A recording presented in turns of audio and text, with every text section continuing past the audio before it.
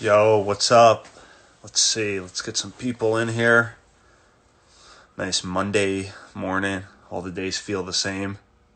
That's what's going on. Yo. All right, somebody's here. What's up? What's up? What's up? Hey. What's going on? All right, we got some people here. All right. What's going on? Everybody can hear me? Give me that thumbs up. All right, here we go. No, go live.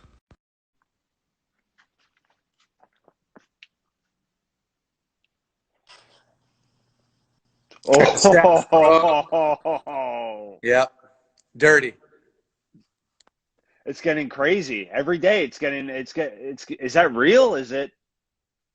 It's a big bushy stash, yeah. That's awesome, man. How's Hey, everything? bro. By the way, nice shirt, dude. There was no. Oh God, they just shut the light off on me in here. That sucks. Yeah. Interesting times, dude. They called the cops on you. Oh, look, it's back on again. I think I just have to walk around. So, dude, I just had to make a phone call to the HR manager, and then he had to call the technical supervisor of the office. He had to log into the system, and they had to turn this light on right here so I can show the world our really cool Easton timeline whenever we're ready for that. Yeah. That's a cool thing. So how's everything out in California? Just locked down, like not really going out? You know what? Like, it's getting better. Yeah. It's been like 6-7 weeks of sitting in the house, really doing nothing. And I don't know. It seems like things are slowly coming back. We're in Ventura County, so we're outside of Los Angeles. They are allowing people into businesses now. Okay. So yeah, it's starting to loosen up. The baseball community and softball hungry to get back on the field. Oh, I actually I caught a bullpen on Saturday. Our president's son pitches in college, so I caught his bullpen and won at the age of 41. It is hard as heck to see that ball come. It's moving. He's like, yeah, slider, change up. I'm like, come on, man. and you were rocking the Easton gear, I'm sure, right? Always, dude. Always. And no injuries, right? So we could tell people that the gear held up, right? The gear definitely works. The catcher's gear it's the first time I think I've worn catcher's gear ever. So yeah. All right, man. So why don't you tell everybody, who you are and what you do at Easton? Because you've been there quite a while. And how long is it now? Yeah, dude. So this is my 16th year at the office at Easton, and I've done all kinds of different jobs. I started out. I saw your interview with Darby, by the way. Was Dude, fantastic. that guy's a legend. I mean, unbelievable. He's definitely a legend. He's one of my mentors, a role model for me. Most of the things that he said on there, it basically sounds like me. So yeah, so I started out of college, and I think it was 2004, March of 2004. I drove our van called the Bomb Squad. And so I did this Bomb Squad thing for like a year and a half, and then they got me a Honda Element. Then I drove an Element, yeah. And this whole time I covered California to like the Mississippi. So I had the whole Western United States. Wow. And was on the road for like 6 months at a time. It was unbelievable. And then from there, I got the sales rep job, Southern California, Vegas, Arizona, and now I'm our team sales guy at the office and having a blast, dude. I tell people all the time, I'm like, I still feel like I'm 14 years old. That's awesome, man. That's awesome. Yeah, the last time I saw you in person was at that Easton event in Florida. I think you were still the like California rep. So. Yeah, that's right. That was Jacksonville. That was awesome. That was a good time. I remember you surfing and stuff like that, and I was just like, this guy's gonna be here a while. He was you were full of energy and stuff like that. So I surfed every morning, and dude, there was a picture. I don't know if you saw the picture. I think it's still on my Instagram. I had a freaking armadillo. Dude, you got to look at my old pictures. I'm holding an armadillo with a surfboard on the sand in Jacksonville Beach. Yeah. Those were good times. Those were good times. Oh yeah, man. Yep. It's still good times. It's still baseball and softball. I tell people all the time, it's not rocket science, man. Like, no. This is sporting goods. It's supposed to be fun. Well, Easton has some good numbers this year. We've seen definitely some growth in the fast pitch market. The USA, were devastated that the Little League World Series got canceled, but USA was on the rise, and even some love to the BB core category. So Yep. things are moving in the right direction, and I think you're seeing that too, right? Absolutely. Dude, like, once again, I watched the video of Darbs, and you guys go through a chronological timeline from 1978 all the way till present. And, you know, there's ebbs and flows of the business. And, like, when I take the guys on a tour of this wall over here in a second, they'll see it all. But, yeah, dude, it definitely feels like, you know, we're on a fast track going up right now in fast pitch. Everybody knows that. Our bats are second to none. Ghost advanced. So fast pitch is, you know, firing on all cylinders. And baseball, you know, we've had some down years on the BB core side of things, but this year was really going strong, dude. Like, before the whole thing shut down, our collegiately, guys were swinging our composite bats. Guys were putting up big numbers. I don't know if you're watching some of the interviews I'm doing with the college coaches right now, but those have been good. Yeah, and they all have great things to say. Like, dude, the bats are awesome. So I really felt like we were on year one of probably a 4, 5, 6 year, like, you know, elevator to the top on BB core again. And then I don't really, you know, travel ball and it's tough. Like, it's tough. It's tough. And I got 2 kids that play like little league baseball, so I mean, hey, I see a ton of Easton bats out on the field, but yeah, there's no season this year, so you can't even. Who knows? It never got to that point. Like, usually those USSSA bats, like in our area, like boom, like right when the kids get out of school. Now that there's basically homeschool. Like, I don't know when like USSSA is going to come. Cooperstown got canceled. All these places got canceled. I don't know if like, let's just look forward to next year's U-Trip is what I would look forward to. So. Yeah, and dude, I'm telling you, like, the Maxim and the ADV, super underrated on the travel ball side of things. Like, you know, everyone wants to talk about these other bats, but like, no one had even given these things a chance, and they were just starting to kind of catch fire too. So I think we're on the verge of some really good stuff here at Easton, and I just, you know, we need to get back on the field, man. Yeah, that's definitely the first thing. So are you taking kind of that Darby role, like helping out with the colleges, or you're doing something kind of similar, or? You know what, man? I do all kinds of stuff here. Yeah.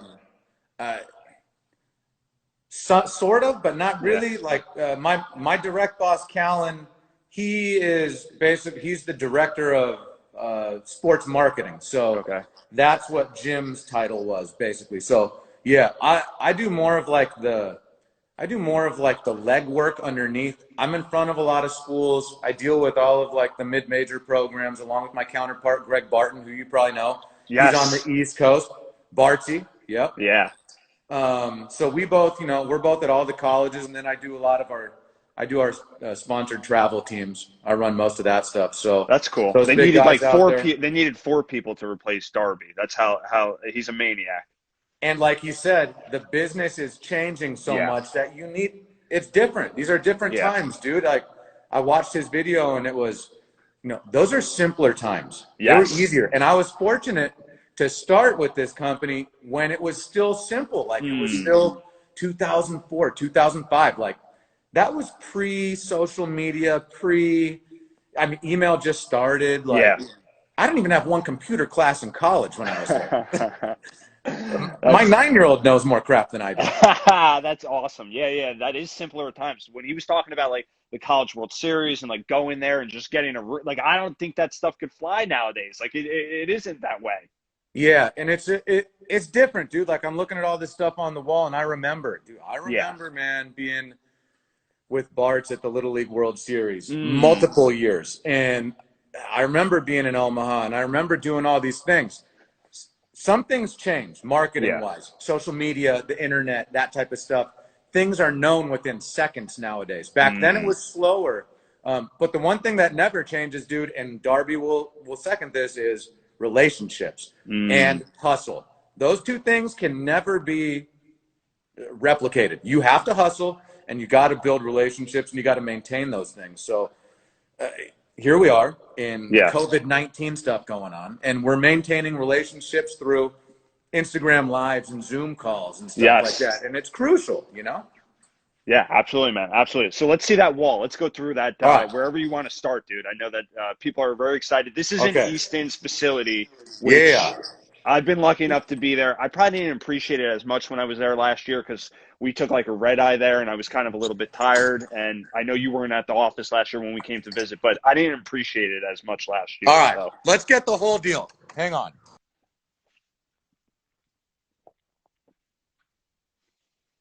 Oaks, California. Look around. Legit. oof. America up there shining.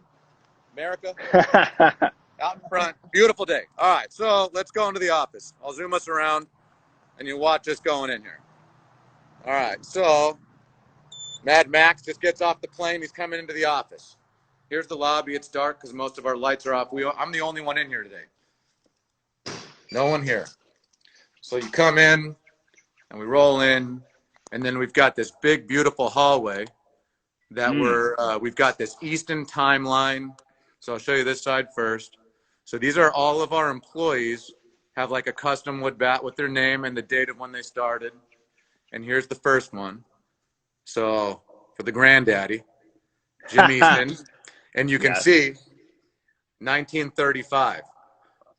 Wow. So we've got a lot of people on the wall. And then here is our timeline. So this is history. And if anyone out there, I'm not going to read the whole thing, but you guys can pause it as you go through and you can read the history of Easton. So, I mean, it all started in 1922 with Jim Easton's dad and the archery side of things. And Darbo gave you guys a great, interview the other day with a lot of the history. So I'll just kind of show you this stuff. This is a good visual though for people that were like, I don't know what this guy's talking about or whatever. This will be like kind of the visual to the Darby interview. That's right. In 1978 right there. Here it is. Like he said. B5 Pro. The iconic Green Easton. So this is the bat that 9 of 9 SC guys used when they won the College World Series in Omaha that year. And that really put Easton on the map. I mean, that was our thing. And listen, I bring a lot of teams into this office, Max, and I take them on this same kind of tour I'm taking you guys on today.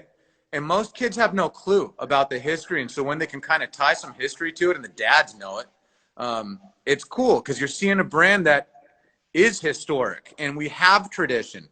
A lot of kids just think it's Louisville or it's Rawlings with years and years of tradition, but we do also. This is cool. Black Magic. So that's the first Black Magic. Oh. So this was the 2 3/4, the first 2 3/4 on the market. So Black Magic, okay. So the Green Easton was the first legit aluminum, and then boom, Black Magic right here is when the market got introduced to 2 3/4 inch barrels, and then many champions from there. So these are a bunch of champions. This is the bat I used in high school right here, EA70. So this was my high school bat. I like this thing. It looked sick too. Yeah, it looks dangerous. Yep. So this was a new alloy called the EA70. And I just remember it felt good and, it had pop. That's what the kids say. All right. So this one, C-Core, dude. So, that's a good one right there, dude. Yep. The C-Core. Oh, look at that barrel, dude. Look at the barrel and read right behind it. So C-Core, Easton introduces a new model, C-Core, and it's basically a carbon core inside a bat. And I explained it to kids this way because we're still doing C-Core on bats. And C-Core is basically, you can make a really thin bat wall, but inside of it, you kind of think of it like rebar and concrete. So there's a layer of this stuff to make it so that concrete won't break, but it really allows for a lot of performance. There's titanium. That's a dangerous bat. That's the one that he was saying that people were wanting like $1,000. I met this crazy dude when I was a sales rep. This guy was like 100 years old, and he had a little sporting goods store. They did like $4,000 a year, tiny. And the guy had one of those Typhoons, a titanium, this exact bat, dude. And he had painted it like a hammer. So he painted it to look like our $29.99 cheap aluminum slow pitch bat, and was using it in leagues. It sounds like a crazy guy. That's pretty extreme. It was extreme, yeah. Okay, so another reflex. I mean, you can see these are reflexes, and then boom. So connection. So here was the world's first 2-piece bat. Which he said people were a little bit weirded out till they started kind of using it. And I'll second that. So, okay, so now we're getting close to where I started.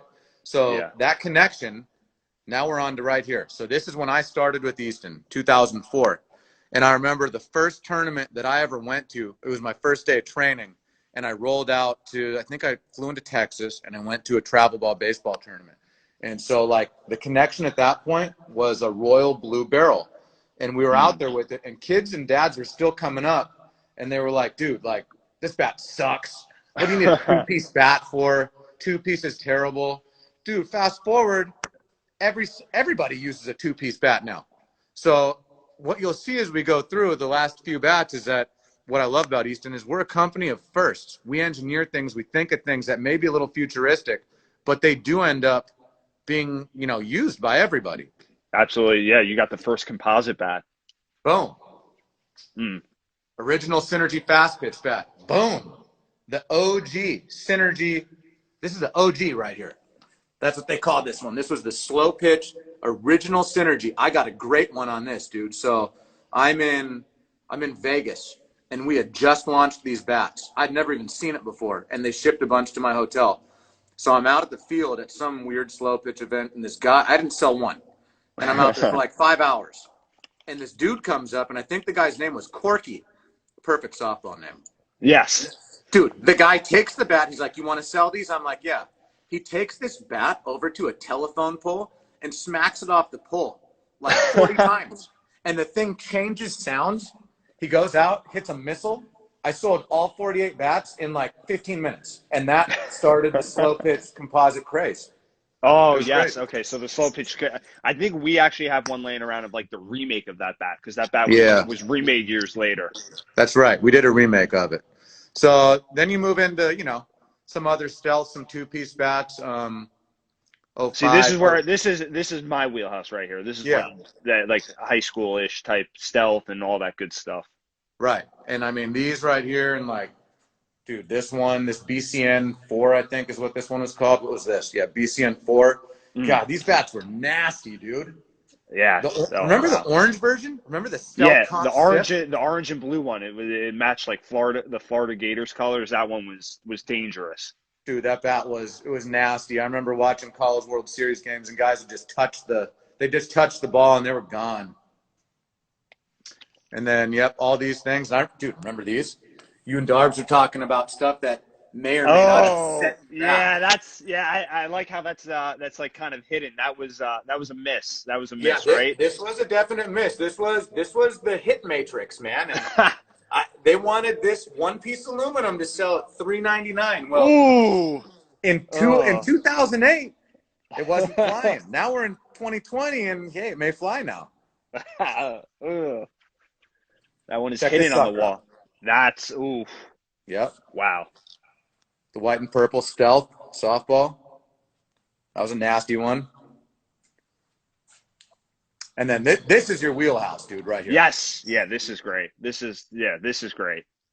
This is when I first saw you, dude. This is when you were doing videos on YouTube for one of your accounts that we won't name, but you were doing videos. Yes. Yep. I mean, this is the wheelhouse, dude. This is when we had that XL1, the yellow one, dude, and like every kid swung these things. Yeah, that was wheelhouse Little League stuff right there. That was a genius concept, though. That was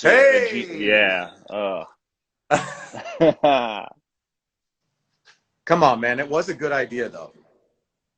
The idea was cool. It might come back later on. Maybe baseball wasn't ready for it. It might come back. They may not have been ready for it yet, but yeah. I mean, nobody at Easton right now was there, so I could say it, but it was just like the BB core just got oversaturated. It was like 15 models in BB core that second year. It was just too much for the consumer to take. Like it was like 2 composites, and then it was like 8. Look, yeah, look at that. It was just too much. Dude, how did you go out and like explain that to like college teams and like accounts? It was like they probably just were like. I'll tell you what, the problem is, here's the problem, dude. We've got the best sales force in the country. Our sales reps are legit. The guys are so smart, they're so intelligent, and they're baseball guys. So they go out and they can sell it. They understood the technology. The problem a lot of times is technology isn't really relayed from that rep or that store owner onto the general consumer who comes in. And, you know, I do think that bat got a bad rap right out the get-go, and social media destroyed it. So, hey, it is what it is, man. Yeah, we move on. But yeah. So, anyways, this bat ended my collegiate pitching career right here. This Z-Core, 2 3/4 inch barrel, -4s and -5s.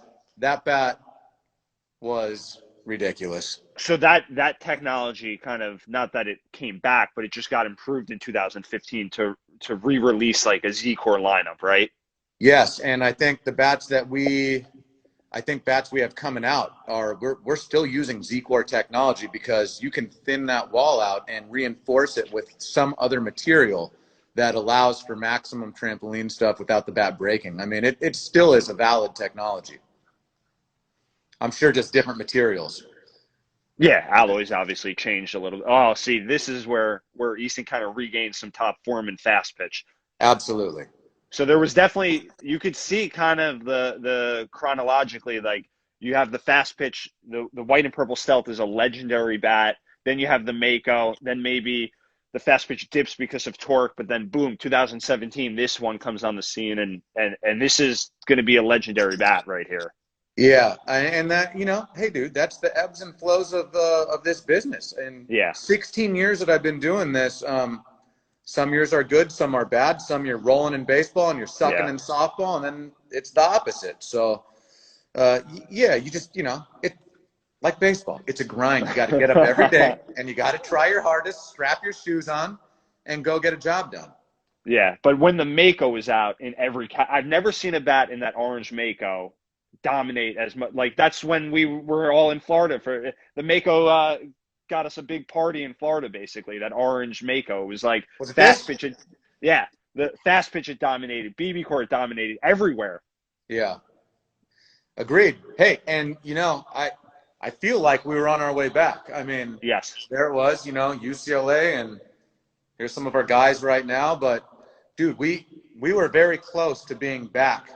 I think at the pinnacle on both sides. I mean, Ghost Advanced is the best bat I've ever seen in softball. And I honestly think that our ADV in BB Core and that Maxim were set to turn some heads. You know, in the 16 years of doing this, I don't think I've seen as many college D1 players swing a composite bat as I did this year with our Eastons. I look at many Easton teams, Louisville teams, DeMarini teams, Marucci teams. You don't see a ton of guys swinging composite bats. They're swinging a lot of aluminum. But this year, that is true. That is true. You look at schools from UCF to Texas A&M to UCLA and everywhere in between, and there's guys swinging Maxims and ADVs, and they loved them this year. So it's unfortunate the year kind of got put on pause because we were starting to do some stuff. Yes, that is definitely true. That is definitely true. So does anybody have any questions for BK? Any bat question? This guy, he knows a lot about the Easton bats. He'll answer anything about Easton bats. If you got a question about USA, BB Core, fast pitch, he's the guy. He's the guy at Easton. And also, I'll walk in. I'm going to show these guys the hit lab real quick too. Oof, I'll turn the light on in here in the hit lab. They can see our hitting facility. May as well give the 7 people watching a show. Well, they'll watch it later. It'll be up on YouTube. All that's that right. Stuff. The lucky 7. All right, so this is our hit lab.